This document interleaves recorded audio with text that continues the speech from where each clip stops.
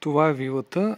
Към нея има селско-стопанска постройка, в която се е изживяло и може да се използва както прецените по предназначение, може просто и да я разрушите.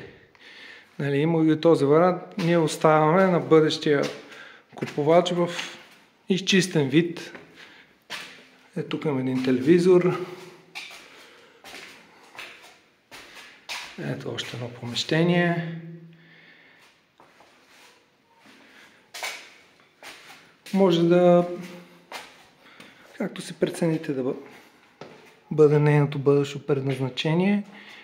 Ето тук още едно стая.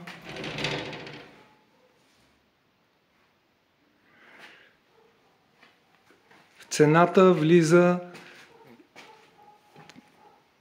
къщата голямата и тази постройка, така че по ваше усмотрение може да вземете правилното решение. Това е накратко какво представлява вилата в центъра на село Тяновци.